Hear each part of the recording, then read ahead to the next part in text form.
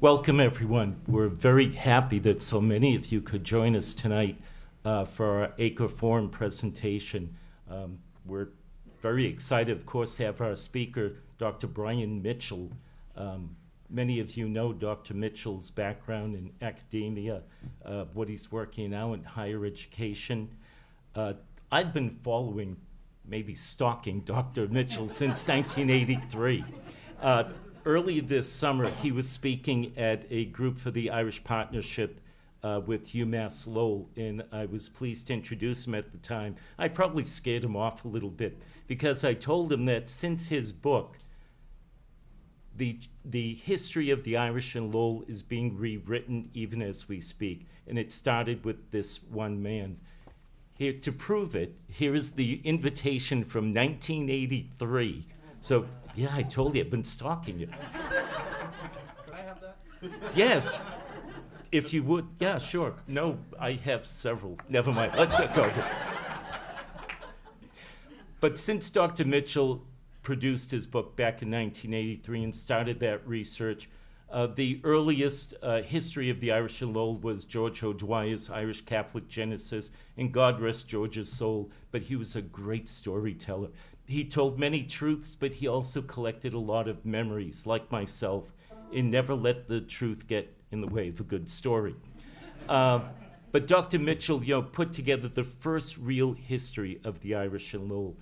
Once he left, and I don't know if he knew everything that happened after that, we started doing our own research, and many historians here in the city, amateur and professional, started researching what was going on.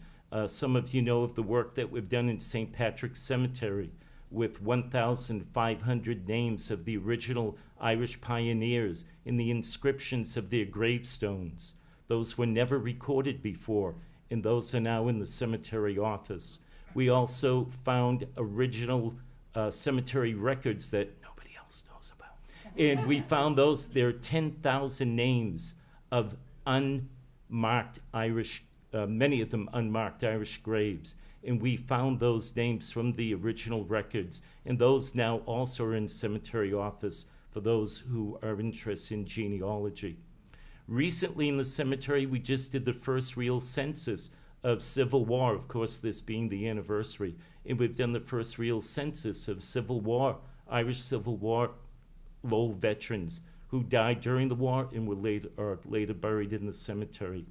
You also probably know about the 3 years of archaeological digs that have been going on in the front yard of St. Patrick's Parish. The first year we found 1,532 artifacts with the outline of an original shanty from the period. So all this great information is going on, and it started with Dr. Mitchell. Without his work, the story of Lowell's Irish is unique and not unique. We're the same story that happened in so many other cities, but what happens to Lowell Irish really does have a certain viewpoint, and we want to make sure that that's preserved. A culture that doesn't celebrate its past loses it. So you being here, we're carrying on that culture, that heritage that's been passed down to us. And we want to thank this gentleman for keeping the flame alight and going. Dr. Mitchell.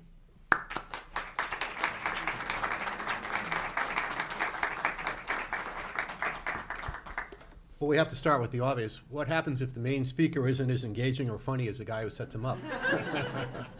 So we have a problem, I think, there. I want to start at the outset by saying I want to thank a number of folks, including the Lowell Irish Cultural Committee and the AOH, for their willingness, I think, to reintroduce the Acre Forum to Lowell. I think and believe strongly that the ability of all of us to begin to think carefully and productively about the role that the Irish played is critical. And I want to thank Dave in particular for working so hard to coordinate my visit with others here tonight. I should say something about the Acre Forum. My recollection is that I've spoken before at the Acre Forum back in the late 1980s. In those days, I was working for the National Endowment for the Humanities in Washington, D.C. The topic was about a new wave of immigrants that were coming, as we've seen, to Lowell in such dramatic numbers. I shared the podium that night, if I remember, with Paul Songus. And I think what I remember most about that event is that my sister and my mother-in-law and my father-in-law were in the audience, and I was doing the very, very best I could to impress them. Mary Jane and our sons were both at work and school in Washington, D.C., and I was very much on my own, and I was really quite nervous. Now, as I opened my speech in those days, we used slides as opposed to PowerPoint presentations, which are common now. And as I turned on my slides, I realized I had put them in incorrectly. Now, the audience, I think, had maybe 400 or 500, principally, I think, because Paul Tsongas was there. And so it was a fairly significant moment. And I remember thinking to myself, this is what flop sweat must feel like. And I can still remember my first comment. I suggested, and I think my sister might remember this, that I would open my remarks with a heightened level of unexpected audience participation. Accordingly, I said, as we begin, I would like you all to take the opportunity to stand on your heads so you can see the very important slides that I have shown and put in upside down. They laughed a little bit like you did, and my in-laws were kind enough to never mention it to me then or since. I asked my father-in-law, Mary Jane doesn't know this, Dan Murphy, because he raised it, he's now 95 years old, a couple of weeks ago, about his perspective on marrying his daughter. We've been married, we met when we were 16, and we've been married for 38 years. He said, and I quote here verbatim, he was not, quote, all that worried. He said, I was a pretty regular guy, his daughter seemed happy, and most important to him, and it was the most important thing to him, I was Irish after all. The Irish part, I think, closed the deal. And I can also remember that we had a good and lively discussion. And my point, of course, for the forum is that I think if we can operate in good faith for a couple of years, we can get back to the numbers that we enjoyed back in the 80s, and I hope that we do that. I'll also say, just as an aside, that I'm also aware that fame itself can be a fleeting thing. Now, I usually speak on higher education. That's what I do professionally for a living. And I was on Monday night with Dan Ray, I think it is, on Nightside on WBZ from 9 to 10 o'clock, talking about the massive challenges that higher education is facing today. Dan and I hit it off. Got pretty friendly for that hour, and things went very well. I turned 60 a couple of weeks ago, and I was at Massachusetts General the next day getting my, now that I'm qualified, shingles shot. The nurse technician heard my voice and my name and said, and again I quote verbatim, I know you, you're famous. So I stood up and kind of flexed my what is that, muscle, I guess. Flexed my muscle as best I could to prepare for the flu shot. And then she said, you're Dan Ray's friend on the radio. So thanks to you, Dave, for that very kind introduction. But fame can be fairly fleeting and take on new meanings, but I come to you tonight as Dan Ray's friend. I want to talk to you a little bit, and we want to get the Irish introduced on the stage, but I'm not going to talk initially too much about the Irish, and I'd like to facilitate the discussion as best I could with as many questions. So we're going to make sure we leave a good amount of time for questions. But I think tonight we should probably begin by setting the stage. As Dave suggested, we've done a good deal of work tonight through research and through material culture. Groups like what's happening at University of Massachusetts at Lowell, here at Middlesex, at Queen's University in Belfast, the St. Patrick's Day dig, what's being done at the cemeteries. They're all material culture, basic research, whatever it is. It's all incredibly relevant to what is an exceptionally significant Irish community for reasons that I'll describe in a second. I think we can admire how the Irish acclimated and maintained at the same time a kind of separate, unapologetic, and at times defensive position in a world in which they felt very dearly the notion that Irish need not apply. Now, I'm tempted, I think, to remember the song that gained significance. You hear it, I think, at the National Park and other times as well. I've heard it sung as recently as Mary Jane and I were at the McCourt theatrical performance in Davis Square in Somerville a couple of Sundays ago. The lines go, do you think it a misfortune to be christened Pat or Dan? To me it is an honor to be born an Irishman. That, I think, defines the sort of tenor of the presentation that I want to make for you tonight. Let me see if I can really stress this so we can understand the significance, because in some respects, with apologies to the National Park Service and elsewhere, I think and believe strongly that it's the one thing maybe that's missing about the story in Lowell. And it can be stated very simply. What's missing in Lowell, I think and believe, is the remarkable nature of the story. We forget the sense of wonder we should feel about this particular Irish community. And let me explain by that what I mean. In some respects, the parallels to what's happening today in Boston or Austin or Palo Alto in California are striking. So here's what I mean.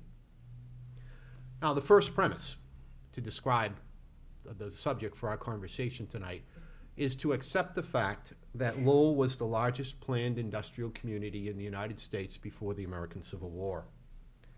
I think what we have to understand, though, is that the Irish entered the stage at the point at which they entered was one of the most extraordinary reimaginings in American history. It's not just that the Irish came to Lowell, it's that they came to an idea. I dropped the R because I've lived away from Boston for 25 years. It's still very hard to do that, but it is possible. So let's start with Boston. Boston in 1820 was the fourth largest city in the United States. If I recall correctly, it had a population of 42,298. The 10th largest city was Salem, Massachusetts, to give you an idea of large cities. New York was the largest. It was a little bit larger than Lowell. It had about 120,000 people in it. That's the largest city in North America, in what was then the old American colonies. And it's decades, obviously, after the close, or at least the initiation of the Revolution. The second largest city was Philadelphia. When you add the Philadelphia suburbs, it was 62,000, was probably up around 90 or 100,000. The third largest city was Baltimore, and Boston was fourth. 42,000 people. My point is that this United States, into which the Irish are about to play such a large role in Lowell, was profoundly agrarian. It was, as I'll thicken my accent since I am from Lowell, it was a bunch of farmers. It really was. And we have to understand that. So what role did Boston play? Well, Boston historically was the entrepreneur port. It didn't make anything. It had some timber coming through it, and it had other kinds of things. As we all know, when we try to put our tomatoes in the summer, the soil is rotten. There's not much there that it has to offer. But it did trade in rum and slaves. And so it had, in that respect, a pretty good trade going, and there was some money to be made in rum and slaves. But the 1820 Boston, the place that is about to reimagine America's 19th century experience, was a place that was essentially running out of cash and running out of time. We're at the end of the rum and slave trade as we know it, and what that means essentially is that you have to begin to think about where the next generation, or even your generation, is going to make some money. Now, as you think about it, there's very little in the way of corporate law. Corporate law would define how structures are put into place to found cities like Lowell, because all of it is new. So you don't have the kinds of things that you would ordinarily need.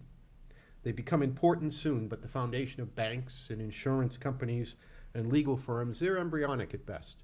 You know, they're there, but they're not there to imagine the kind of scale that you'd have to think about. There's much to build upon in the future, but we're not there yet. Now, this is where I need for you as an audience to start imagining this world. Imagine that you're an Appleton or a Lowell. You're one of the wealthy Boston families who have made some money and you want to keep it. And preferably you want to grow it if you can. And try to imagine it in terms of today's thinking. There's no government subsidy. There's no set of tax breaks. There's no economic development arm. There's no venture capital firm. Yet, when you think about it, here is the proposal that brings the Irish onto the center stage. So I'll play the role of the Boston associate, and you can play the role of a Palo Alto venture capitalist in the 21st century. We come to you today, my associates, my family, and myself, and my friends, and we'd like to do something extraordinary. We want to put together a project that would combine land acquisition, water, transportation, power, labor, and capital. Now, it doesn't either exist right now or we have to put it together, but let me go on. We'd like to locate it along a riverbank with no access to any of the ports in or near Boston. Sounds pretty attractive so far, huh? Now, we want to finance it, most of it ourselves. Unless you're interested, we want to finance most of it ourselves. The construction is large, probably will extend. In those days, they probably thought over 15 years, but in fact, most of the construction would extend into the 1850s, so it's at least 40 years. And we're going to need a very large group of laborers that, by and large, don't exist. The buildings we'll construct will also need a labor force. We don't really have it, but we were thinking of trying something new to pull young women from the farms of central and northern New England, which are becoming depopulated anyways, because all the men are moving to Syracuse and Rochester and Cleveland and Erie, Pennsylvania, and Cincinnati. So the farms are going back to the countryside as well, and these women really have no place to go. And I'm sure they'll come if we ask. Are you persuaded yet? Exactly. And then also, we'll dig the transportation canal, 26 miles of digging from Lowell to the Mystic River, from Lowell to Boston. Now, how are we going to do it? This is the part that really will make the sale, sirs and ladies and gentlemen, so we want you to really think hard on this, because we know you're with us once you hear this. We'll steal the plans. And we'll do it from England because we think we have pretty good minds, and we think we remember, well, most of it. Now, you're a Palo Alto venture capitalist the whole time, and you're being pitched about why you give your money to this venture, okay? We'll take water from the canals that we've dug with laborers who we have never met. We don't know how well they work. We'll have it flow over water wheels that are connected to leather belts and straps and pulleys that are connected to machines in perfect sync that we've been experimenting on in a little experiment in Waltham, Massachusetts, to take us beyond the thread production facilities we've seen in sort of small-scale development in Pawtucket and in Rhode Island. And we'll use the same water in the same way from a second, and have it dump into a second canal, then reuse it and dump it back into the river. Now, we've tested the Waltham concept as kind of our beta site, and we can do this. And then what we will do is we will sell cheap cotton cloth to the world, but particularly to the plantations in the American South. Oh, and because we're putting most of the money into it, we'll name it after ourselves. Now, if you'd like by a show of hands to say who'd like to put money in on that right now, I'd be happy to take any hands that might want to be raised. The point is, what the hell were they thinking? You know, when one thinks about it, you can imagine, if you're trying to reimagine a society that was agrarian with no urban population centers, no trained workforce, no transportation links, no real venture capital, no government subsidies, nothing there to suggest other than an experiment in Waltham that you were about to stake your family's finances, or at least a bloody big chunk of them, on the future of a town that didn't exist. And that's where we bring in the Irish. Because what we need right now is we need cheap labor. So we'll tell the story, and it's told by the Park Service and elsewhere about the mill girls some other time. It's time to introduce the Irish now. So where are you going to find them? Well, it turns out that there are Irish working in gangs throughout New England in small groups, and there are core developments in what now would be South Boston, and certainly in Charlestown and other kinds of places. And we'll use Hugh Comiskey as an example. Hugh comes in, if I recall, from Tyrone in about 1817, if I remember, and he goes to Charlestown and he opens a brewery, and he develops a work gang. And now I was the president of Bucknell University, which has one of the top 10 engineering programs in the United States. We feed a lot of our engineers into development operations and into engineering firms that build big things like AECOM and Bechtel and so on. That's what places like Bucknell do. I can tell you that the level of preparation for those people to understand what they're doing is significant. So here we have a group of people that are largely self-financing one of the great construction projects of the first half of the 19th century, using labor that has no particular talent, no particular skill, and in fact is a group of disconnected folks whose only loyalty is to somebody like the foreman like Hugh, who can pay them a weekly wage. They have no training, and they're going to have to rely on a relationship between Hugh Comiskey and Kirk Boot. And that's how they came. That's the labor force. Again, if you're that venture capitalist, what the heck were they thinking? because that's it. That's all you can do. You know you can probably attract, if you create this if you create this industrial utopia, the farm women, if you can create a certain kind of put in St. Anne's Church kind of mindset in place. But you've got to attract these Irish laborers. And then once you get them, what do you do with them? That's also a problem. You've got to imagine all this. You've got to always be 2 steps ahead. Anybody who's run anything complex knows this. If you're in an open competition, you've got to be 2 steps ahead trying to figure out what comes next, where are they coming from, how do you accommodate them. It goes well beyond simply paying them a wage. And you've got to figure it out. So for the first time, and I've never said a good word about Kirk Boot in my life until tonight, but tonight's the night. Imagine you're a Kirk Boot in your late 20s, early middle 30s. He dies, I think, at the age of 46, if I can recall correctly, probably well in his 30s by now. And you're trying to imagine all this. You're trying to find qualified engineers to dig power canals onto which factories can be placed that look and feel respectable in terms of this kind of rural, idyllic version that they have, that have boarding houses attached to them that are almost religious in overtone, and that are meant to improve the intellectual minds of the largely but not exclusively unmarried women you're attracting from farms that are collapsing in central and northern New England, next door to Irish work gangs. Kirk Boot, I submit tonight, has a real problem. Now, the gangs that come are male. But I want to make a qualification here. This is the first time I've ever said it. Actually, Dave, I want to test this out on as a theory tonight. I wish I'd said it in the book 20 or more years ago. In some respects, they were better prepared for what was about to face them than, in fact, the folks who lived in this agrarian society into which the Irish had entered, in some cases, many years before. Here's what I mean. Ireland is part of the United Kingdom, or would become part of the United Kingdom. I guess by then it was part of the United Kingdom in terms of the formation of the UK. There are enough papers going back and forth that they understand in Ireland and in the British Isles generally what's happening in Lancashire, which is the industrial sector of England. They also can begin, particularly in Northern Ireland, where Hugh Comiskey is from, they can begin to see the first patterns of pre-industrial society emerging in cities like Belfast, in towns then like Belfast. There's enough knowledge going on, and in fact perhaps better knowledge of what's going on as these folks, often coming from Northern Ireland, through Canada, or other places, but largely through Canada, to Lowell, to imagine, in some respects, what Kirk Boot has in mind, and I would submit tonight, more so than the very people who lived and would eventually become part of the town. Because they knew enough in terms of what their experiences were as the first stirrings of industrialization were occurring in England, and they read enough, they understood enough, they'd heard enough, and it wasn't all that surprising to them in a way that for the resident American population and native-born American population, it probably was.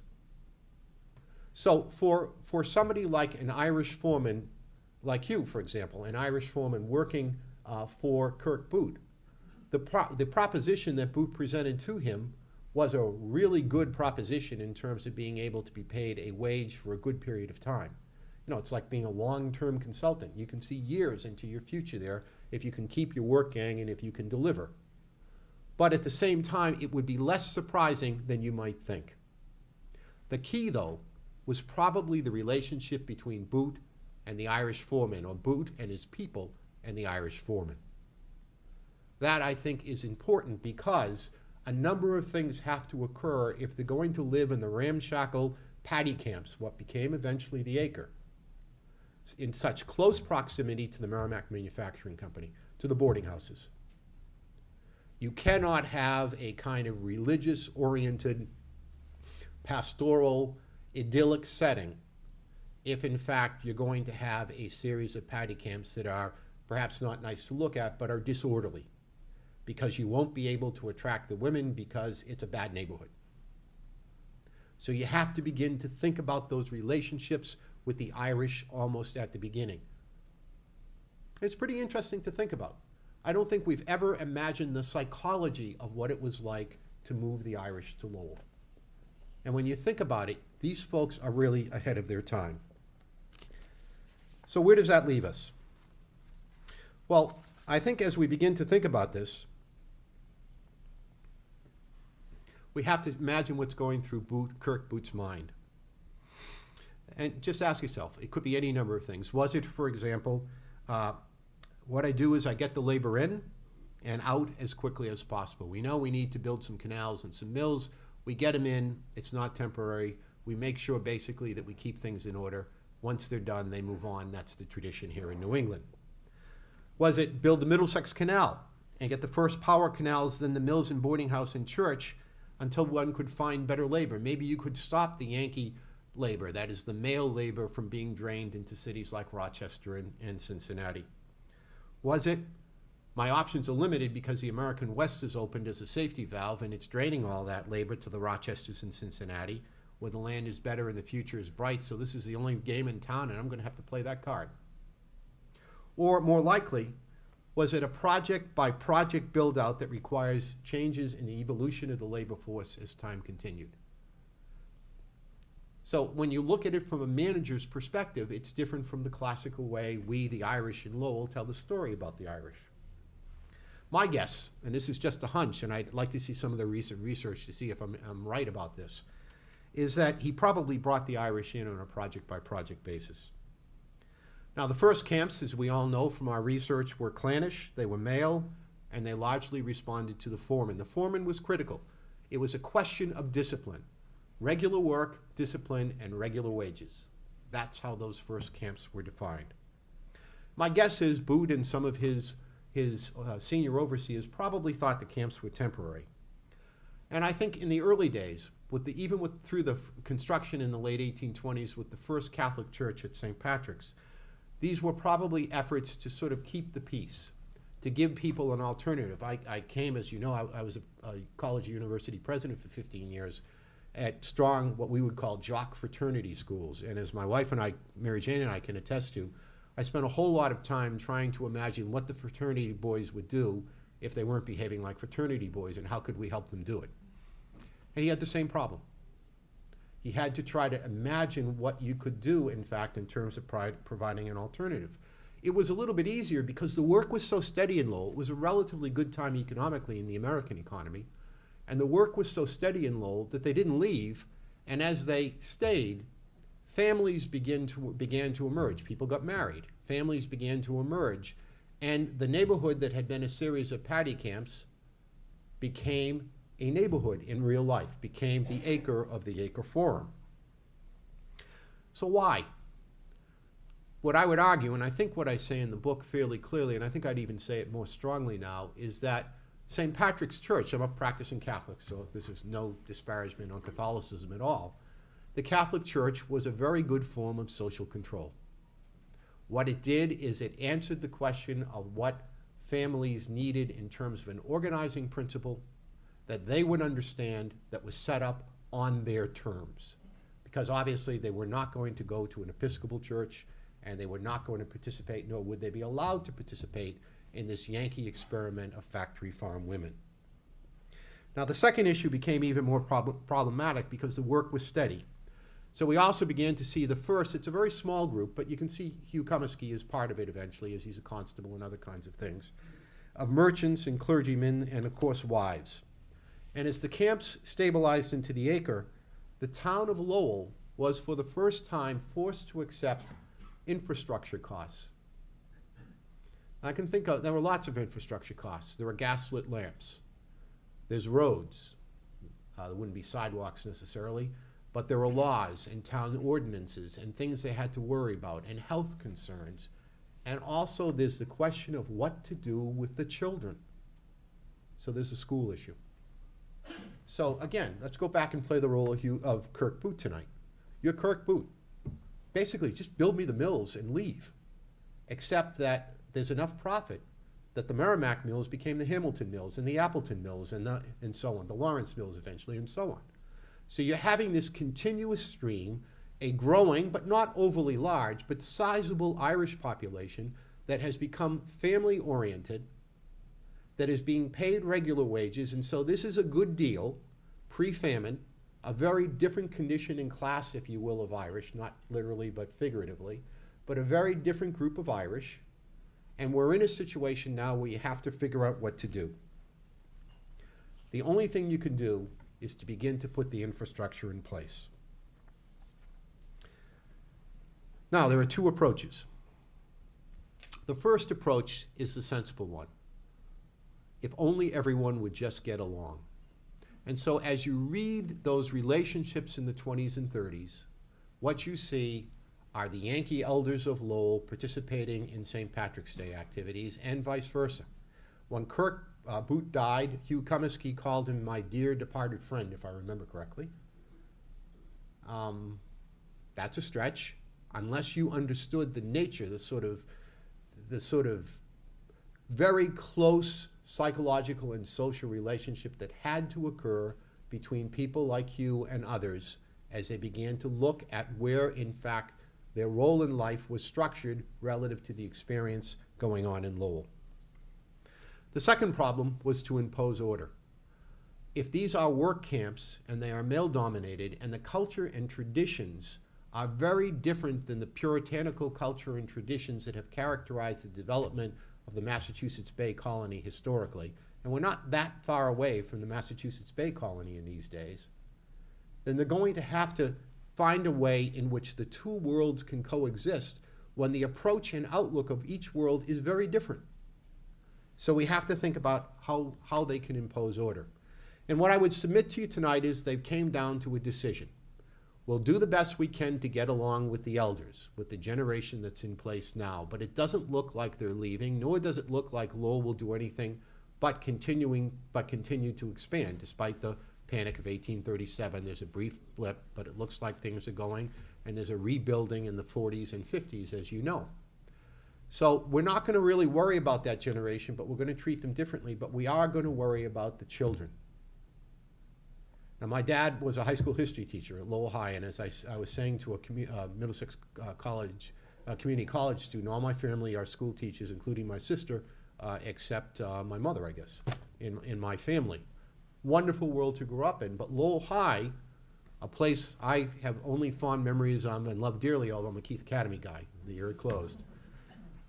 A place clearly that I came to respect deeply, was basically a place that was set up as the most progressive and first public high school in the United States, largely to answer the question of what to do with the children of Irish immigrants. If you can't win the first generation over, make sure you win the second. And how do you do that? Well, something's going to happen in Lowell.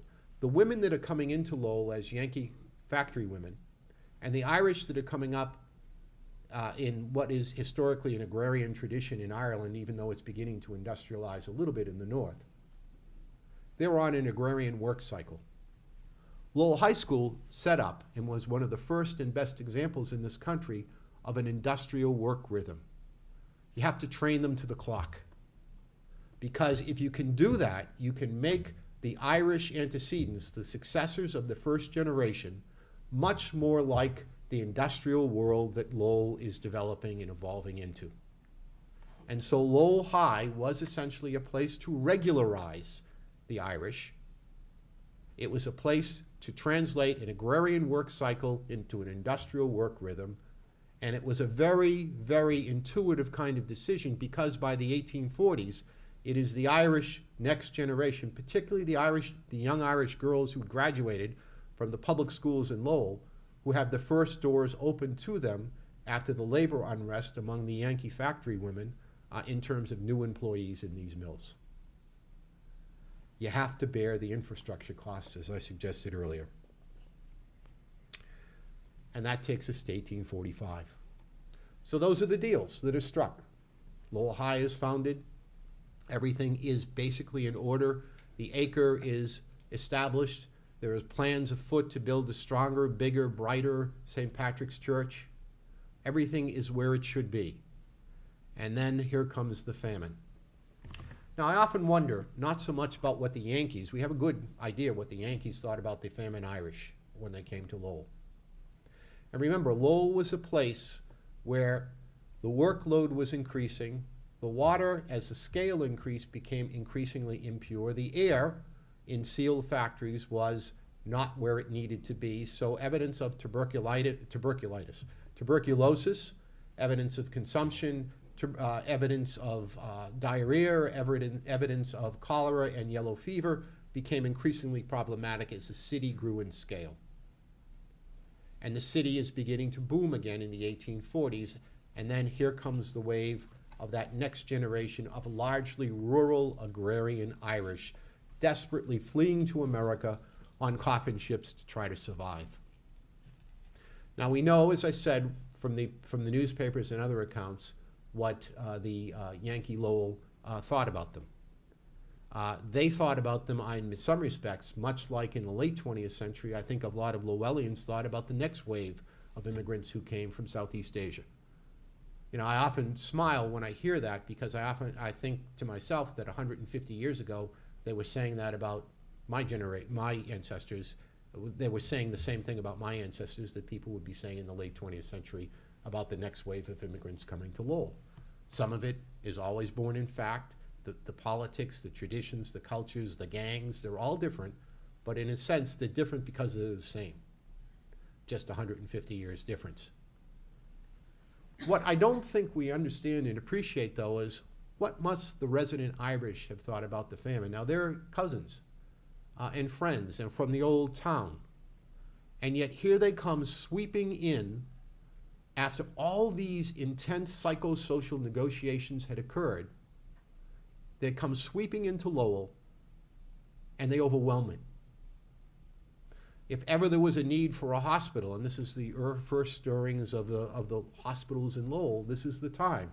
Because the famine immigrants were not healthy, they were coming into a situation that was less healthy every day, and that made for a very unhealthy environment. My own studies suggest the average age for working Irish women at point of death was the middle 30s, and the late 30s, very early 40s for Irish men. Now, that's true in many areas, certainly birth rates that are lower than we would expect today is common in mid-19th century America. That's common, that's understood. But those are rates that are significantly and almost precipitously lower than elsewhere. So what happens then?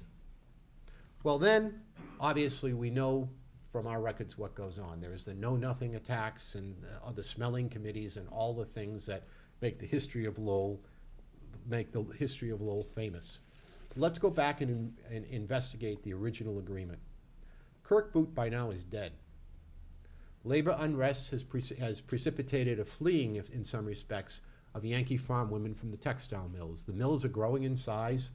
The Harvard Yard-style campus is being filled in. The space between the buildings, floors are added to them, and the mile of mills that we know, for those of us who are my age or older, and I can barely remember it, but I do remember it, is in fact beginning to take shape in Lowell. So we have a situation where Lowell has merged into an immigrant industrial city. And I can imagine that there must have been two reactions among the Irish. The first reaction among the resident Irish was, we need to help. In the same way that we often say after Hurricane Sandy, we need to help the citizens out on Staten Island if you're a New Yorker. That makes all the sense in the world. But I can also imagine the resentment, or at least an effort to control or preserve and retain what they had. And it was here, I'd argue to you tonight, that the Catholic Church really came to the forefront. I've often thought that if the Catholic Church was as ambitious as it had been in the 19th century, there would be, from cradle through career, it's called in immigration history, literally from the moment you were born to the day you died, there'd be a reason to be at the church every day. Whether it was daycare or elderly care or all the things, CYO, all the things, the basketball league, the church social, whatever it was, a rationale for it being the cultural center that St. Patrick's became. And what I'd argue tonight is that's effectively the solution to handling the famine Irish. It allowed the church to emerge as the dominant force because it offered the best hope of protection against the know-nothing movement, of a certain pride in the Irish in being Irish, of a certain ability to defend oneself until you began to get into politics, as Oscar Hanlon says, in 1860 and later, of an ability to make sure that the Irish traditions remained alive in Lowell, and as a gravitating point in terms of providing basic aid that would be necessary to survive and strengthen once one came to Lowell for the famine. But what's the upshot of all this? There is a final evolutionary point in both Lowell and in the Irish, and I think that's where I'll end the story tonight. For Lowell, this wonderful pastoral setting, you know, if you have that view of 1825 Lowell with St. Anne's in the center and a nice first Merrimack Manufacturing Company and the boarding houses, you've got a really good sense of Lowell, or at least the image that they want to create. You notice the Paddy Camps are not shown there. And there's a reason for that, as I've argued tonight. They were meant to be temporary, at least initially, or a problem that they would evolve and grow into and solve a little bit later. But the Lowell, by the time the American Civil War broke out, was a very different Lowell. It was large, it was sort of like the Amoskeag Mill, it was imposing. It was one of the largest cities in the United States. It was a lot of people on a few square miles. And in that 13 or 14 square miles was built a series of neighborhoods that, starting with the Irish and then eventually extending to 35 to 40 more nationalities, that represented some of the most heavy concentrations of immigrant populations anywhere outside of the Lower East Side in New York. But at the center of that industrial world that Lowell became was always the parish. And that parish defined for the Irish how they could take the agrarian Irish who came over in the famine and the resident Irish who'd had a much more of that early American experience, blend the two together and make it work. After the Civil War, other openings began to occur. There were by then Irish men in the locomotive works. There were Irish men working as foremen in the factories. There was a large contingent that had gone off to fight in the American Civil War. They came back to find that there was even cheaper labor available in French Canada. And it became a period in time in which, while Lowell was still attractive, it was no longer the magnet that it would be, and clearly was before the American Civil War. So I'll conclude by saying this. First, hats off to the people who could imagine an experience. It didn't quite work out the way they wanted. But what an imagination they must have had. What a willingness to sort of bet the house in terms of trying to build a urban experience, or at least a rural pastoral village experience, based upon a pledge that they had in their own minds to sell cotton cloth to the world. What an amazing sort of interposition of engineering and technology and cash, and a willingness to find a way to bring the labor and the capital and the water and the technology and the transportation together in ways that we couldn't imagine today in this country, and that no venture capitalists in Palo Alto today would ever fund. And yet it happened, and the Irish played the role not so much as the managers, but they were the foundation upon which the experiment was built. And I think that's the genius of the Irish experience in Lowell, that none of it would be possible without the intersection of labor, capital, technology. They represented the labor that made it happen.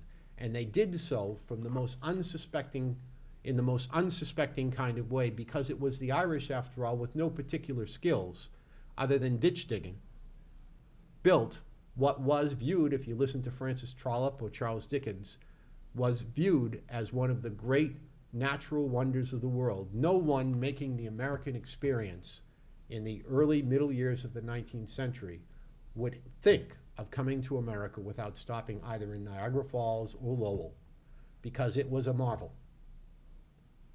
And again, what I'll do now is I'll open it for questions, and thank you for the experience of explaining my hypothesis to you tonight. So let's take some questions. Oh, there you go. Up there.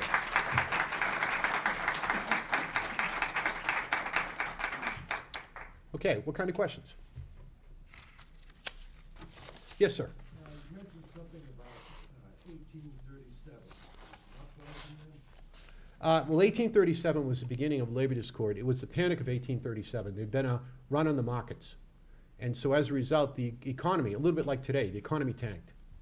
And what that did is it suspended a lot of the production, not to the extent one would think incidentally, but it suspended a lot of the construction and some of the production that people had in mind.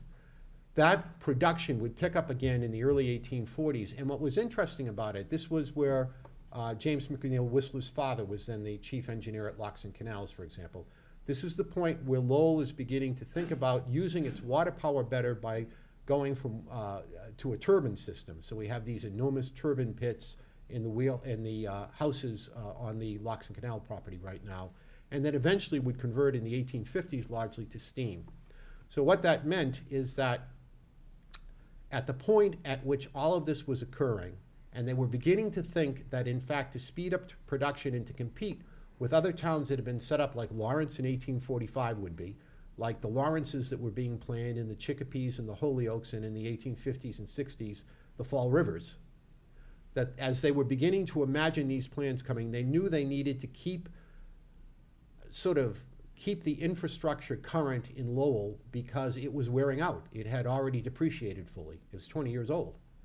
So the way they did that, as I said, is to make it larger and scale it up in a way that some of the scales in these larger towns, often built with some of the same money historically, were being used as well. For the Irish, I would argue that the Panic of 1837 was a real opportunity, because what it did essentially is cause labor unrest among the Yankee women, the factory women, to increase.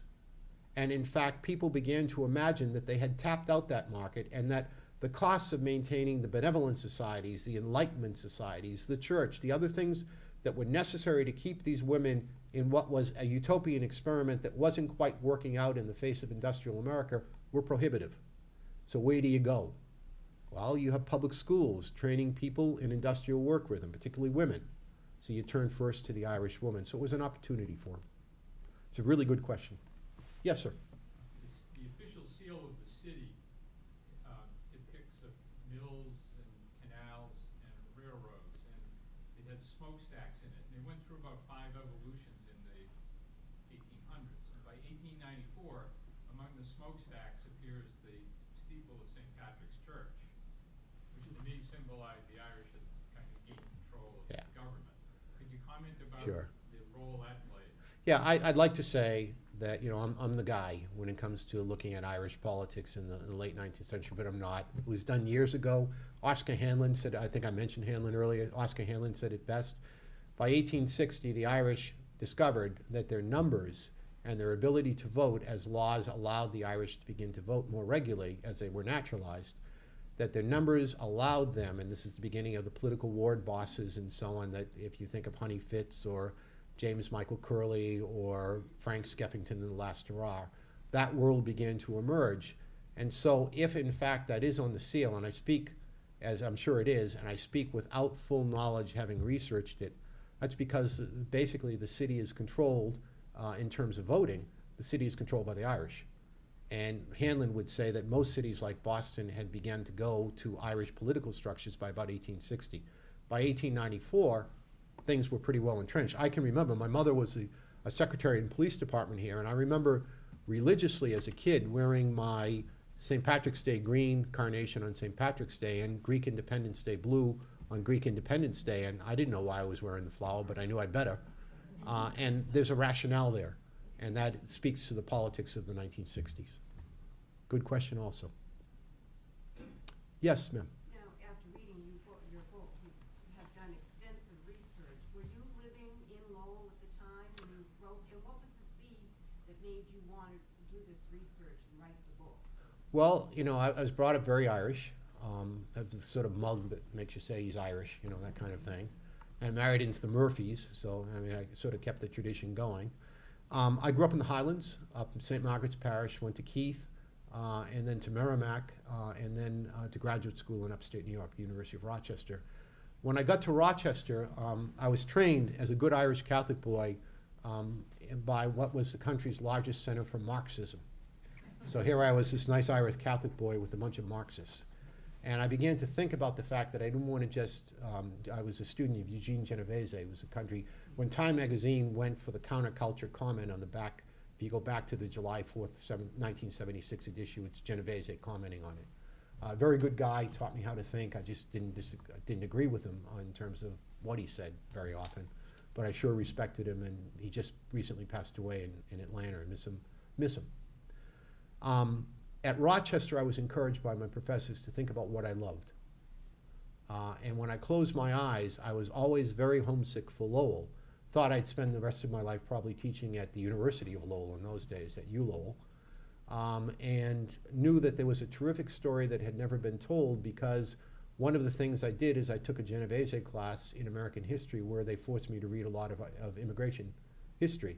And then when I defended my dissertation, they knew I was focusing on that, so I sort of had to become an expert quickly. I learned relatively early on I could get access to records, specifically records in the Sisters of Notre Dame de Nemours in Ipswich, Massachusetts. Those were the French, which we had to translate, accounts of the Know-Nothing attacks on St. Patrick's Convent. And I also knew that there were good locks and canals record, and that the Baker Business Library at Harvard University had a series of really good records in place, and that I was going to also look in the Archdiocese of Boston at the civil registers, particularly baptismal records. So when I put all that together, at a point in American history when people were saying, tell the story of the people rather than the story of the great leaders, tell a good story, I realized there was a terrific story in Lowell, and what people were doing is sort of overlaying the Irish into Lowell without integrating them into Lowell, and that's what the book hopefully did. I must say, I'm impressed with the quality of the questions. This side is doing better, you should know on this side. Yes, ma'am. A Cardinal O'Connell question. Mhm. He was known to be a pioneer and a promoter of Catholic education. He sure was. Based on the idea that there was discrimination going on for young people within the educational system to have the same kind of opportunities other students did. I had read Doris Kearns Goodwin, Mhm. the Fitzgeralds and the Kennedys, Right. and there was a great concentration on immigration in the beginning of the book, particularly discrimination toward the Irish. And it caught my attention that Lowell High seemed to stand out in quite a favorable way. It did. I had no knowledge of how progressive it was, Mhm. and it seemed to stand in contrast with the discrimination Doris Kearns Goodwin pointed out. Well, let me raise 3 points. We'll pick on Genovese since he's with us in spirit tonight, all right? When I was at the University of Rochester, and I was hopelessly over my head as a 21 or 2 Mary Jane-year-old kid with all these really smart people from Princeton undergraduate days, and I was just completely sort of outclassed by them. Eugene Genovese made me read all the books Samuel Eliot Morison wrote, and he had a wonderful sense of humor. I remember my first graduate paper, and I still remember it, and can break out even to this day in a sweat at night if I think about it. He used a big red pen, and I thought I was, I'd done well at Merrimack, and I thought I was a pretty smart guy. All things considered, comma, Mr. Mitchell, comma, I should say you are a neat typist. Whoa. I do the weekly higher education blog for the Huffington Post and for Academ and for today's campus these days. And there isn't a day when I sit down on Sunday morning that we go to Mass on Saturday night, I might add, in case you're wondering, on Sunday morning that I don't think about that red ink. I can still, it's slightly angled, it's on the right-hand side, I know exactly where it is.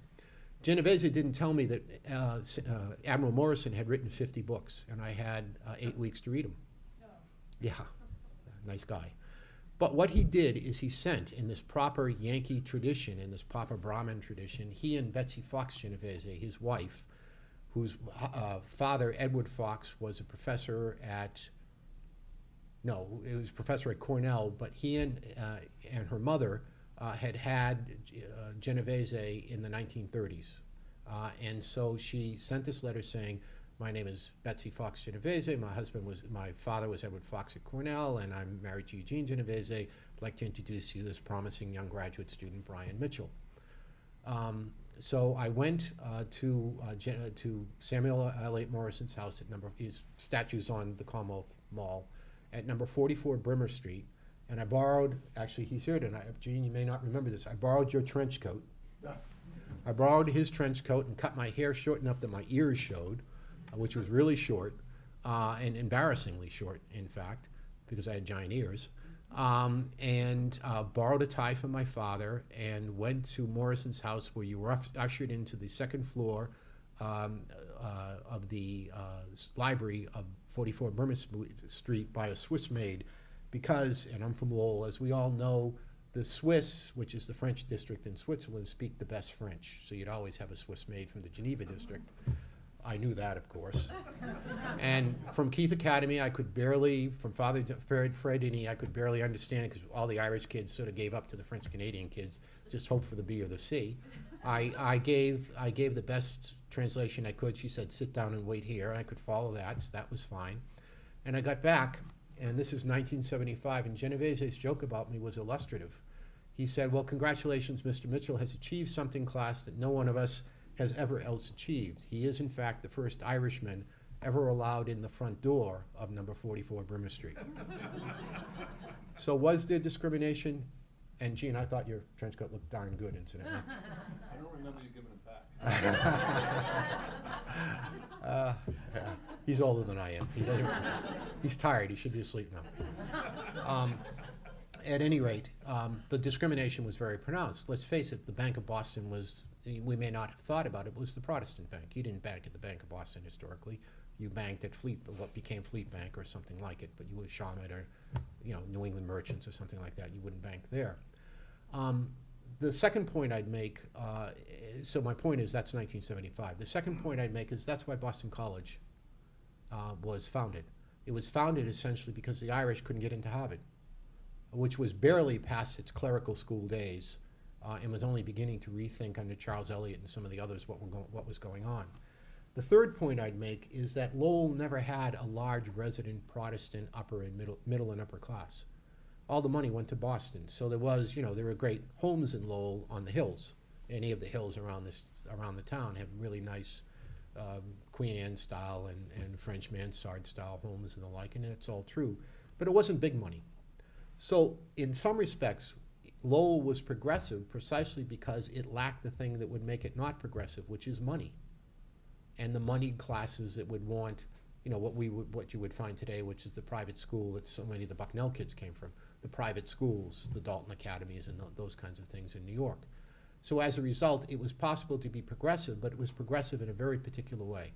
And the way it was progressive was it incorporated and inculcated the best traditions that took you beyond the old clerical, classical, French and Greek and Latin training, and gave you new, useful arts that also corresponded precisely with industrial work rhythm.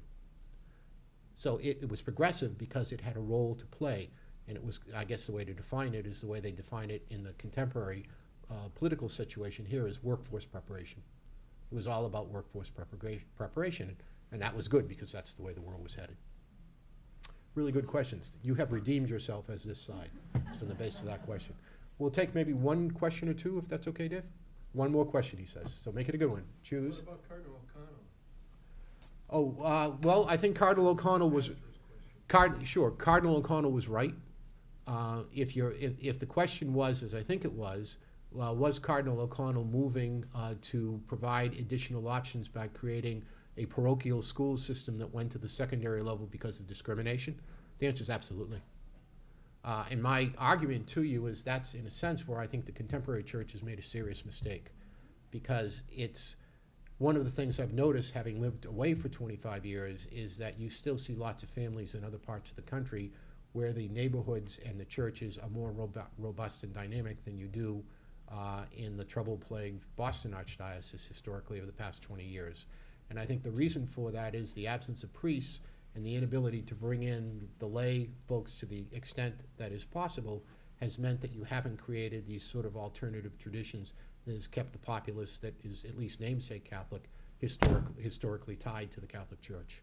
And my recommendation, I'm a trustee. I was the chair of the board at Merrimack until July because I went to Merrimack, and I feel very strongly about, send your children to Merrimack, and I feel very strongly about Merrimack College.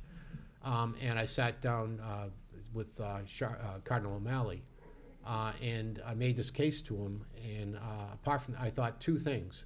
One, he was mildly interested, and two, he wanted to get away from me as fast as he could. So, there you have it. Yes, one more question, Dave? Yeah.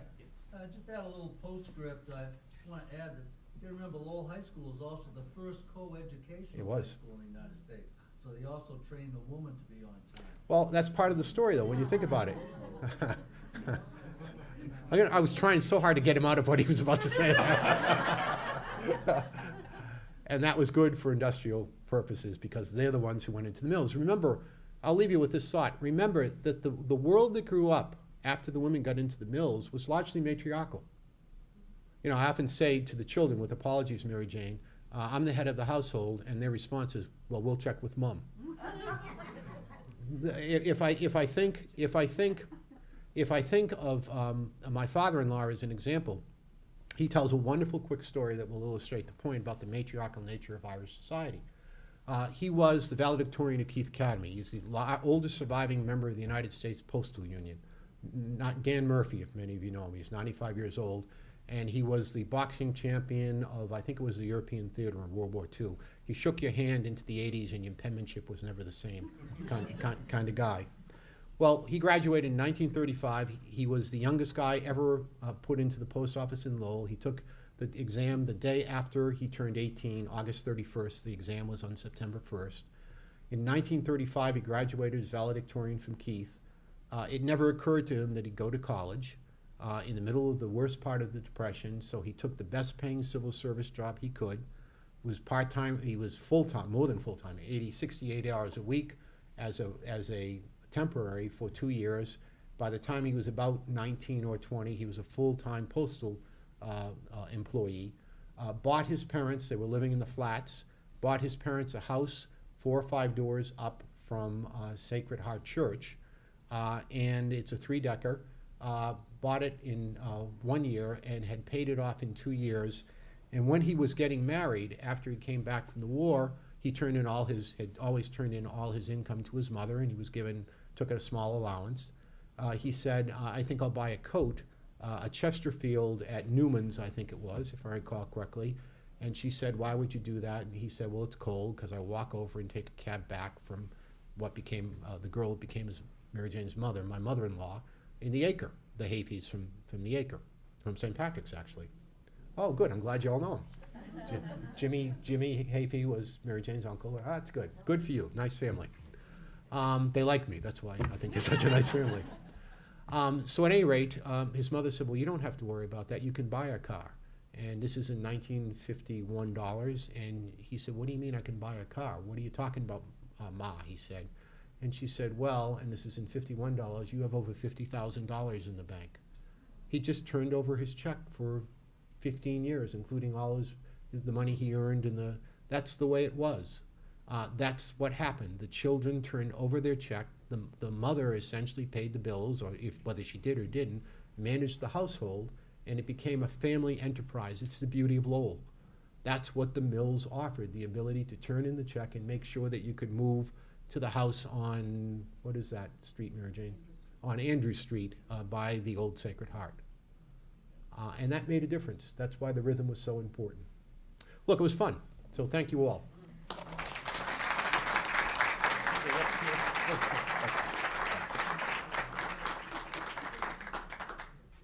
Okay, thank you. Garrett, if you could make your way up here. Well, Garrett's coming up. A couple of commercials. We want to say thank you to Middlesex for providing the space, of course. Want to say thank you to the... Yes. We want to say thank you to the Ancient Order of Hibernians who actually gave us our treats tonight. So make sure that you... No soda bread, sorry. Should have had soda bread. And we want to say thank you to Lowell National Park. Without them, they're filming this and it'll be up on YouTube. So wave hi to your kids or something.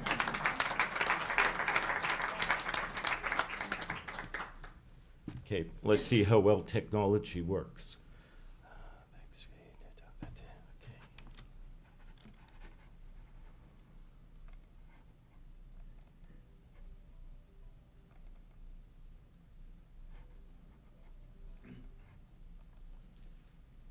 Okay, the term Anam Cara in Irish means soul friend. And we've had 30 years of celebrating Irish culture. First celebration, actually, is recorded in 1833. Historians have to throw that in. But St. Pat's has been celebrating Irish Cultural Week for the past 30 years. Lots of folks have helped us. There have been so many. When we made out the original list, who should we say thank you to? It went on and on and on. So we had to cut it off somewhere. But we'd like to make this an annual event. So we want to say thank you to some people. First of all, we want to say thank you for Dr. Mitchell for all the work that he's done. It's been great to have him as a resource. He's been now twice to Lowell since he's been back in the area, and for starting everything off. So we wanted to say thank you, sir. Thank you. My favorite stalker. On behalf of St. Patrick's Parish. Thank you so much. This means a great deal. Thank you. Our next recipient is Walter Hickey. Walter has his own fan club. They're probably here tonight. But Walter, as some of you know, works for the, I was going to say National Park Service, National Archives. National Archives. And Walter is a walking trove of some very odd information, and sometimes very useful too. When Walter and I get digging with some info, you wouldn't believe what we come up with. It scares us. But Walter has been invaluable with tracing some of the new lines of research that we've come up with. Those of you who read the blog, and I hope you do, how many read the blog? Okay, I want to see all hands up. We have cards over here, and on the cards are all the contact info for Facebook, for our blog, etc. We post every week something new in Lowell Irish history, so please keep up with us. But we want to say thank you to Walter. He has been there behind the scenes. You know, Walter doesn't like standing up in front. That's why I'm making him stand here. But we want to say thank you for all the hard work that you've done. Thank you very much. You want to speak? You want to speak? Garrett, thank you very much. Thank you. If the honorees are comfortable enough to speak, please do. Walter could go on for a while, so just... When Karen and I walked in this evening, the first thing we're greeted with is that I was informed that I was to sing Danny Boy to you. I quickly disabused Dave of that notion. That ain't gonna happen.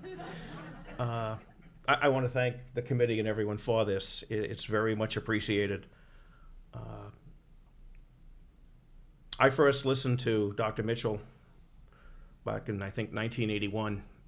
He did a presentation at the Pollard Library as part of the Immigration in Lowell project, and I had just come on as an assistant to that with Donna Mayo. And that's about 4 years after I really got involved in Lowell history. I started when I was teaching back in the 70s, because like most of us, and I'm going to keep this real short, because Dave is right, I can go on for hours. Growing up, I knew nothing about the history of the city, and I knew nothing about the history of the Irish in the city. It just wasn't talked about. And it was only when I was teaching 7th grade in Lowell that I developed, along with John Hassan at the Daily School, some educational units on the early history of Lowell. And then I worked at the Pollard Library for 7 years in the Special Collections Room. And back in 1989, I was asked to join the National Archives and Records Administration, which I am about to depart the National Archives and Records Administration. There's an advantage to being a senior citizen. But what has also happened in the last 4 years, I got a call from Dave one day. I'm going up to the cemetery next week with Colm Donnelly. Would you like to come along with us? Well, I had not met Colm. So, of course, I said yes. So in the rain and the sleet, the three of us like idiots are walking around looking at gravestones at St. Patrick's Cemetery. And we started talking about what's going to happen from that. And it started, of course, with Hugh. And the correct pronunciation is Comiskey. We're trying to convince Colm of that. And I said, well, I'll take a look. I know there are court records involving Hugh. because I'd seen them some 20 years earlier. Well, it turns out there were about 3 or 4 dozen court records involving Hugh. But what has also happened because of that, and because of Dr. Mitchell's book, which is the only contemporary, good, solid, documentary-based history we have, I have had the luxury of time, and it's about to become more time, to look at resources that in some ways weren't available when he was doing his research.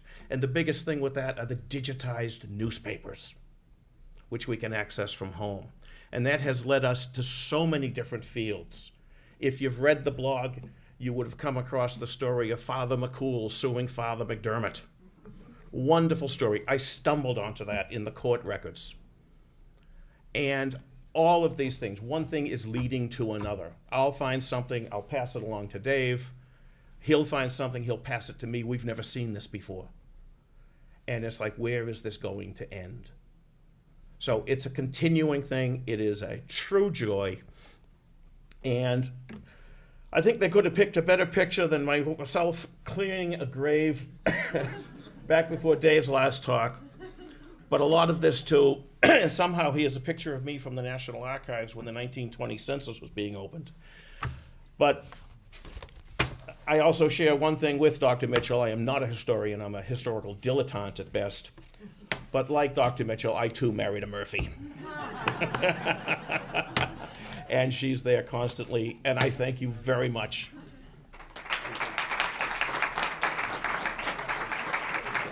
I told you he was going to talk. Our next honoree is Dick Howe. Dick, by the way, did you bring any of your books tonight, Dick? Just one? Really?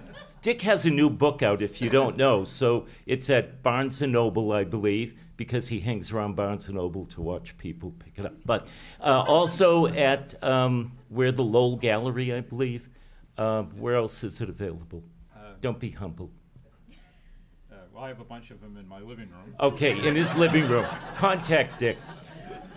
When Dr. Donnelly came over from Queen's University that first year, and we're just digging up.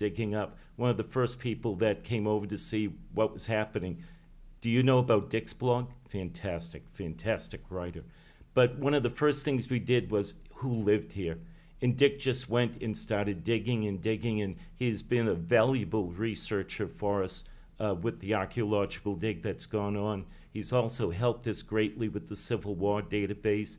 He's come over. In his blog, he's keeping alive Irish culture in Lowell, some of the mass moments that you've reproduced, etc. So we want to say thank you to Dick Howe.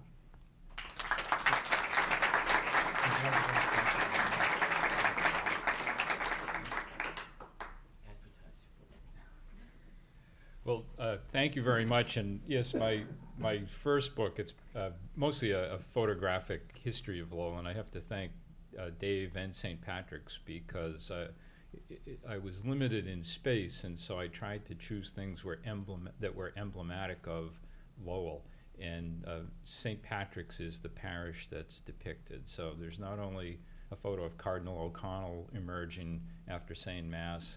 That's at the top. At the bottom is a picture of the nuns scrubbing their clothes, and I think there was a nice symmetry there. But thank you very much for your contribution. If I could also plug the Registry of Deeds. We've got all 10 million records scanned. They're all available on the website, lowelldeeds.com. You can go back to 1629. One of my favorite documents is from the 1890s. It's a deed for Fairmount Street. It contains a restriction. It says, I convey this property to Sarah Brown on the condition that she never convey it to anyone born in Ireland or descended from anyone born in Ireland. So those things actually did exist. And my final point is on the wall in the room where I do all my reading and typing is the framed naturalization papers from my great-grandfather Joseph Gorman. And all over the naturalization papers are these red stamps from the Board of Registrars of Voters in the city of Lowell with dates. And so I could only presume that to vote, you had to show up to prove you were an American citizen. But like they do sometimes in the Middle East now with the ink stamps on the thumbs, they stamped your papers to show that you could only vote once. And that was what prompted my question, the intersection of Irish, Lowell and politics has really defined my life, and it's proved for a very interesting life. So thank you very much.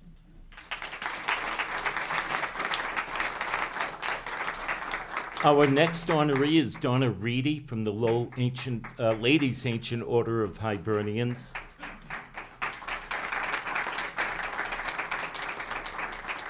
Donna is one of those people that you get an email from and you go, oops, okay, here we go again. Because Donna started many years ago, she recognized the number of Irish. There were tens of thousands of burials in St. Patrick's with no markers. Even in Yard 1, there are just hundreds and hundreds with no markers whatsoever. And Donna took it upon herself that they should be remembered. And for years now, she's done her own fundraising along with the Ladies Ancient Order of Hibernians to put markers into St. Patrick's. And every fall Walter, are we doing one in the spring this year? A spring tour of the cemetery. And Donna commemorates those names each year by adding markers in her Mercy Drive. So we want to say thank you, Donna, for remembering them.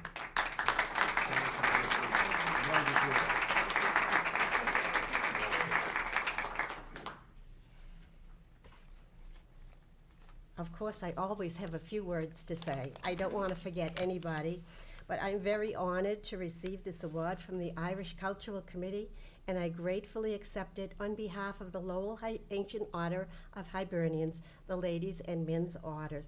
Over the last decade, I've had the privilege of chairing the Mercy Drive project, which was established by the Ladies Ancient Order of Hibernians in 2001, when we discovered that there were many early Irish ancestral unmarked graves at St. Patrick's Cemetery.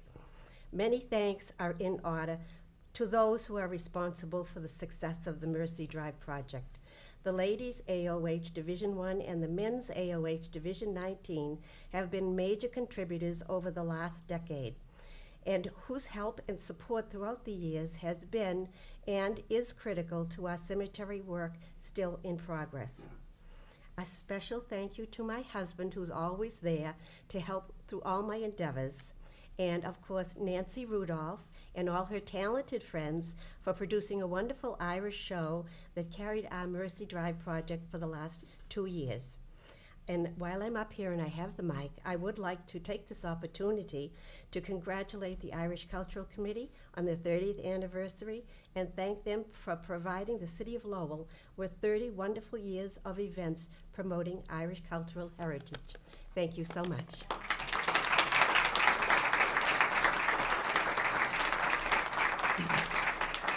The work that we've talked about has been part of UMass Lowell's Irish Partnership Center.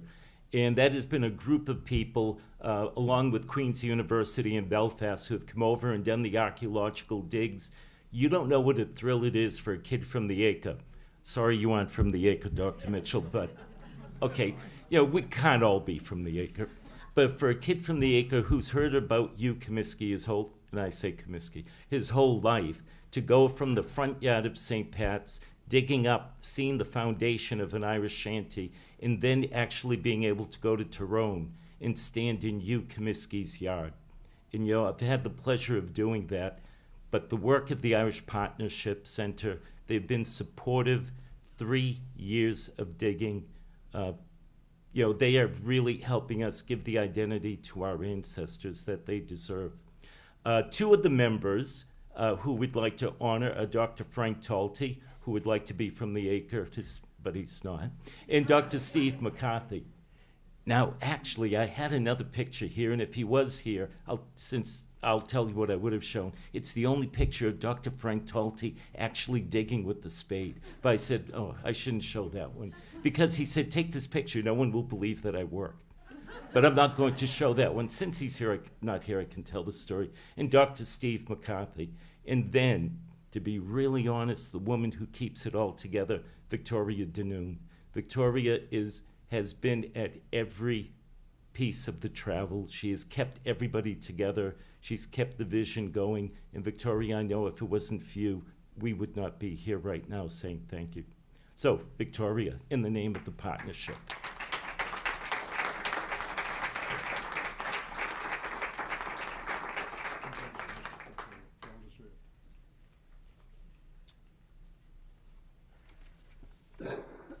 Thank you very much. I just want to say very briefly, thank you to St. Patrick's Irish Cultural Committee.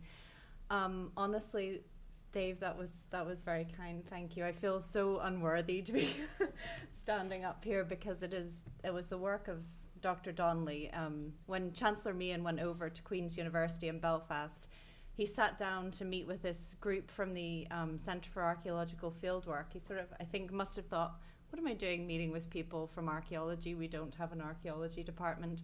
But suddenly up on the PowerPoint screen came images of Lowell, and it was through Dr. Mitchell's book and Colum's reading of that he learnt all about what happened there. He found out about Hugh and started telling the story that's been going for 3 years now. And if it wasn't also for people like Dave and Walter and the research that they're doing, I don't think it would be in its 3rd year. So thank you very much. And I hope you'll come and visit the dig if you haven't when the folks come back this year.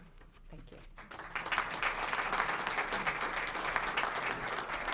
Each of the honorees, we have a vase for you brought over from Galway Crystal Factory, so if you'd pick that up before you leave. Dr. Mitchell is here to sign his book if any of you are interested. 40% of it is tax deductible. It is. It's a charitable donation. All proceeds, of course, go towards the continuance. We want your help. We want your cooperation. We want you to contact us. We have lots of events that go on throughout the year. We need you in order to continue. We thank you so much for being here. Take care. Good night. Please help yourself to refreshments.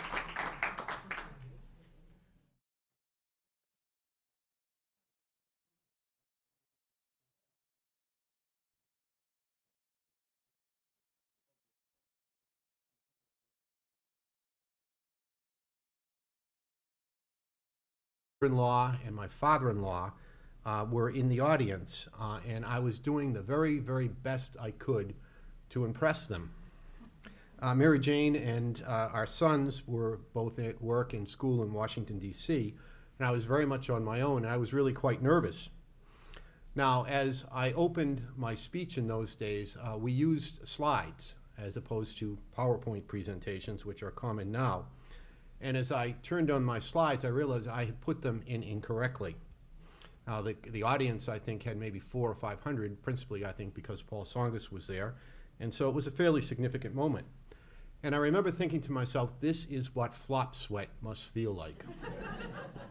And I can still remember my first comment. I suggested, and I think my sister might remember this, that I would open my remarks with a heightened level of unexpected audience participation. Accordingly, I said, as we begin, I would like you all to take the opportunity to stand on your heads so you can see the very important slides that I have shown and put in upside down. They laughed a little bit like you did, and my in-laws were kind enough to never mention it to me then or since. I asked my father-in-law, Mary Jane doesn't know this, Dan Murphy, because he raised it, he's now 95 years old, a couple of weeks ago, about his perspective on marrying his daughter. We've been married, we met when we were 16, and we've been married for 38 years. He said, and I quote here verbatim, he was not, quote, all that worried. He said, I was a pretty regular guy, his daughter seemed happy, and most important to him, and it was the most important thing to him, I was Irish after all. The Irish part, I think, closed the deal. And I can also remember that we had a good and lively discussion. And my point, of course, for the forum is that I think if we can operate in good faith for a couple of years, we can get back to the numbers that we enjoyed back in the 80s, and I hope that we do that. I'll also say, just as an aside, that I'm also aware that fame itself can be a fleeting thing. Now, I usually speak on higher education. That's what I do professionally for a living. And I was on Monday night with Dan Ray, I think it is, on Nightside on WBZ from 9 to 10 o'clock, talking about the massive challenges that higher education is facing today. Dan and I hit it off. We got pretty friendly for that hour, and things went very well. I turned 60 a couple of weeks ago, and I was at Massachusetts General the next day getting my, now that I'm qualified, shingles shot. We found those names from the original records, and those now also are in cemetery office for those who are interested in genealogy. Recently in the cemetery, we just did the first real census of Civil War, of course, this being the anniversary. And we've done the first real census of Civil War, Irish Civil War Lowell veterans who died during the war and are later buried in the cemetery. You also probably know about the 3 years of archaeological digs that have been going on in the front yard of St. Patrick's Parish. The first year we found 1,532 artifacts with the outline of an original shanty from the period. So all this great information is going on, and it started with Dr. Mitchell. Without his work, the story of Lowell's Irish is unique and not unique. We're the same story that happened in so many other cities, but what happens to Lowell Irish really does have a certain viewpoint, and we want to make sure that that's preserved. A culture that doesn't celebrate its past loses it. So you being here, we're carrying on that culture, that heritage that's been passed down to us. And we want to thank this gentleman for keeping the flame alight and going. Dr. Mitchell.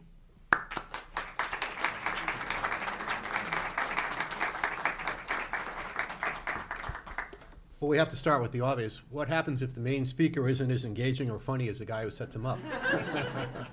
So we have a problem, I think, there. I want to start at the outset by saying I want to thank a number of folks, including the Lowell Irish Cultural Committee and the AOH, for their willingness, I think, to reintroduce the Acre Forum to Lowell. I think and believe strongly that the ability of all of us to begin to think carefully and productively about the role that the Irish played is critical. And I want to thank Dave in particular for working so hard to coordinate my visit with others here tonight.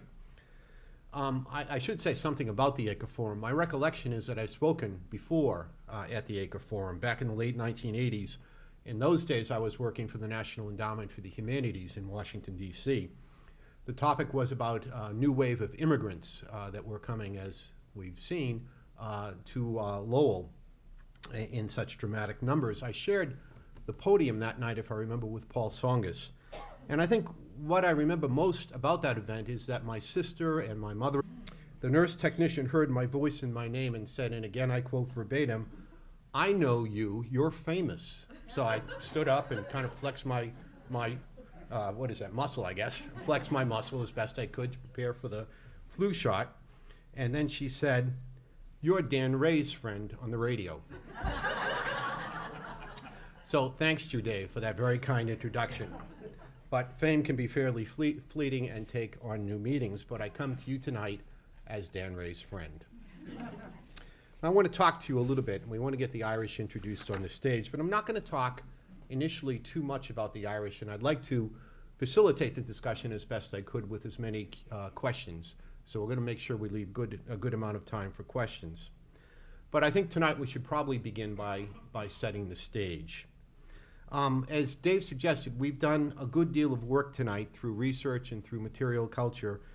Groups like what's happening at University of Massachusetts at Lowell, here at Middlesex, at Queen's University in Belfast, the St. Patrick's Day dig, what's being done at the cemeteries. They're all material culture, basic research, whatever it is. It's all incredibly relevant to what is an exceptionally significant Irish community for reasons that I'll describe in a second.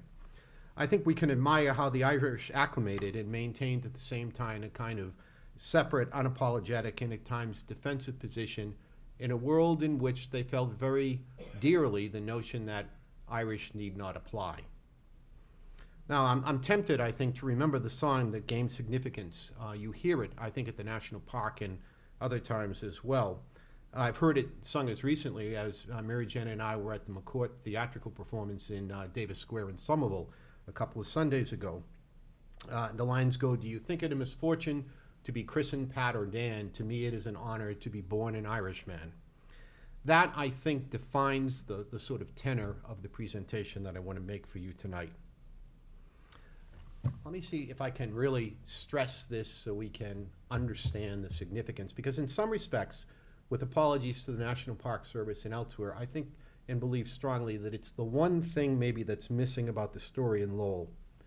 And it can be stated very simply. What's missing in Lowell, I think and believe, is the remarkable nature of the story. We forget the sense of wonder we should feel about this particular Irish community. And let me explain by that.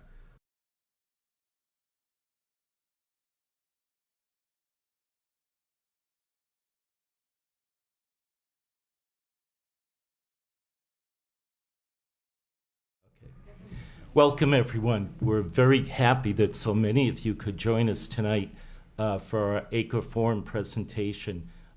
We're very excited, of course, to have our speaker, Dr. Brian Mitchell. Many of you know Dr. Mitchell's background in academia, what he's working now in higher education. I've been following, maybe stalking Dr. Mitchell since 1983. Early this summer, he was speaking at a group for the Irish Partnership with UMass Lowell, and I was pleased to introduce him at the time. I probably scared him off a little bit because I told him that since his book, the history of the Irish in Lowell is being rewritten even as we speak, and it started with this one man. Here, to prove it, here is the invitation from 1983. So, yeah, I told you, I've been stalking you. Could I have that? Yes, if you would. Yeah, sure. No, I have several. Never mind. Let's not go. But since Dr. Mitchell produced his book back in 1983 and started that research, the earliest history of the Irish in Lowell was George O'Dwyer's Irish Catholic Genesis, and God rest George's soul, but he was a great storyteller. He told many truths, but he also collected a lot of memories, like myself, and never let the truth get in the way of a good story. But Dr. Mitchell, put together the first real history of the Irish in Lowell. Once he left, and I don't know if he knew everything that happened after that, we started doing our own research, and many historians here in the city, amateur and professional, started researching what was going on. Some of you know of the work that we've done in St. Patrick's Cemetery with 1,500 names of the original Irish pioneers in the inscriptions of their gravestones. Those were never recorded before, and those are now in the cemetery office. We also found original cemetery records that nobody else knows about. And we found those, there are 10,000 names of unmarked Irish, many of them unmarked Irish graves. And what I mean, in some respects, the parallels to what's happening today in Boston or Austin or Palo Alto in California are striking. So here's what I mean. Now, the first premise to describe the subject for our conversation tonight is to accept the fact that Lowell was the largest planned industrial community in the United States before the American Civil War. I think what we have to understand, though, is that the Irish entered the stage at what was at the point at which they entered was one of the most extraordinary reimaginings in American history. It's not just that the Irish came to Lowell, it's that they came to an idea. I dropped the R because I've lived away from Boston for 25 years. It's still very hard to do that, but it is possible. So let's start with Boston. Boston in 1820 was the fourth largest city in the United States. If I recall correctly, it had a population of 42,298. The 10th largest city was Salem, Massachusetts, to give you an idea of large cities. New York was the largest. It was a little bit larger than Lowell. It had about 120,000 people in it.